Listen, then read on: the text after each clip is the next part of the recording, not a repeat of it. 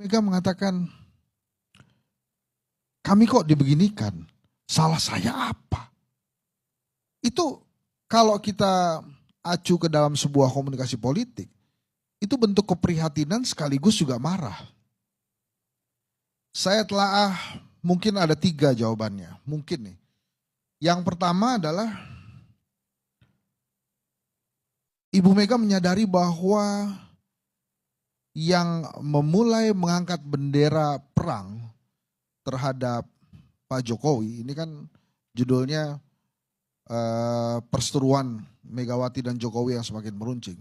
Itu adalah Ibu Mega. Kapan itu dilakukan? Pada saat 3 periode dikumandangkan.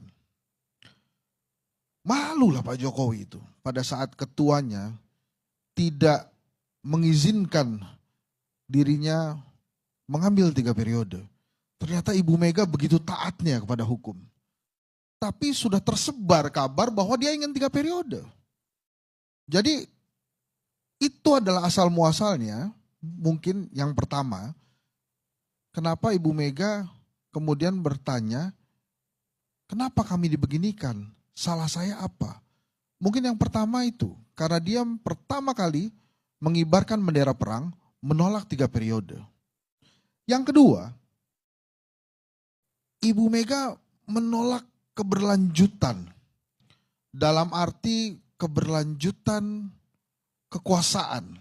Bukan keberlanjutan pelayanan atau perjuangan ideologis seperti yang harusnya partai politik miliki. Apa itu keberlanjutan yang tidak didukung oleh Ibu Mega? Ya ada anaknya masuk ke sana. Sehingga Ibu Mega menggarisbawahi nggak boleh keberlanjutannya seperti ini. Keberlanjutan itu harus tentang pelayanan, harus tentang pembangunan, harus tentang ideologi, bukan tentang kekuasaan. Kemudian menurut saya yang ketiga, kenapa kemudian Ibu Mega digituin itu? Ibu Mega adalah satu-satunya ketum parpol yang tidak bisa ditundukkan sampai hari ini. Ya dia sendirian aja nggak apa-apa. Ketum-ketum parpol yang lain tunduk pada dirinya. Pada diri Pak Jokowi maksud saya. Partai-partai politik lain itu nurut apa kata Pak Jokowi.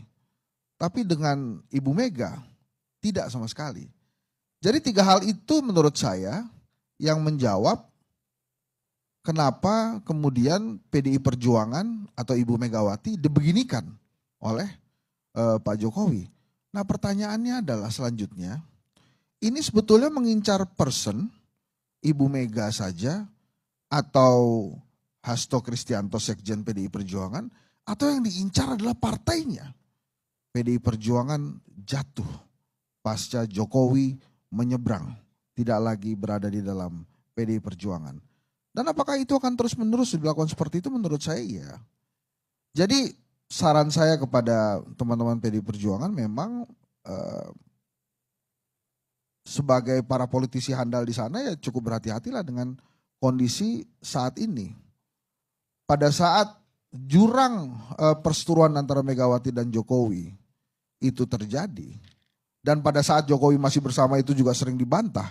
Enggak ada lah Megawati sama Jokowi itu jangan dipecah-pecah lah, jangan diadu-adu. Tapi kan akhirnya itu terbukti. Dan sekarang nampaknya yang diincar bukan lagi tentang person-person di partai politik, tapi PDI Perjuangannya.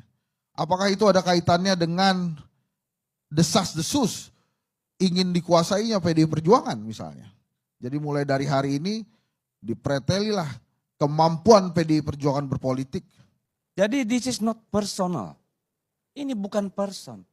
Ini soal bagaimana kekuasaan dijalankan dalam republik yang mengatakan sebagai negara hukum. Itu problemnya. Jadi nggak ada urusan dengan pribadi Jokowi dengan pribadi Ibu Mega. Ini persoalan yang sangat prinsip dalam peradaban negara kita ini. Bayangkan kalau MK saja kemudian sudah jebol, MA juga dengan mudah dijebol, aparat penegak hukum dengan mudah dimobilisasi, pejabat-pejabat publik yang sekarang menduduki pelaksana, PLT, PJ, kepala daerah, hingga kepala desa, kebobrokan apa lagi yang belum dilakukan di negara ini. Kerusakan apa lagi yang belum kita telan selama beberapa tahun terakhir ini? Bagaimana kita bisa memberikan rasionalitas yang namanya PIK dan kemudian Serpong menjadi PSN? Bagaimana menjelaskan itu? Tidak ada sendi-sendi dari republik ini yang tidak dipelintir sesukanya. No, gak ada Pak. Apapun bisa terjadi pada kita semua. Bagaimana rakyat dikorbankan dalam PSN saya alami sendiri. Bayangkan ada PSN, NJOP diturunkan. Loh ini untuk memakmurkan rakyat apa mau ngerampok rakyat? Jadi ini dari hulu ke hilir Pak urusannya. Bukan urusan Ibu Mega dengan Jokowi.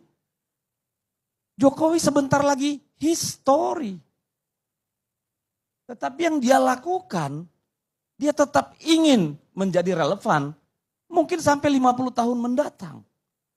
This is a problem. This is a huge problem.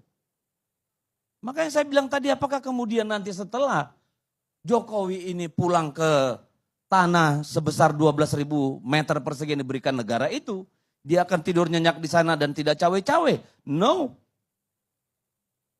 Dia pasti masih akan berupaya. Kenapa?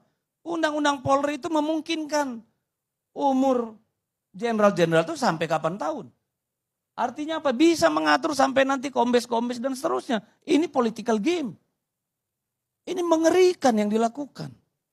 Jokowi itu ancaman bukan saat ini? Jokowi itu? Ancaman bukan buat PDI Perjuangan saat ini? Pak, kita sudah terbiasa dengan ancaman. Malah Bu Mega itu ngejek. Pak Hasto, saya ini 3 kali dipanggil polisi loh zaman Soeharto. Saya dipanggil jaksa. Ngapain lu takut hadapin? Oh takut? Ancaman. Kita terbiasa dengan ancaman, bukan kita pede Pak. Tapi seancam-ancamannya dia makan nasi juga kok. Dia juga punya rasa takut. Emangnya kita juga nggak tahu apa yang di sana yang miring-miring punya Pak. Sabar aja. Tinggal dibuka juga ya? Tenang aja.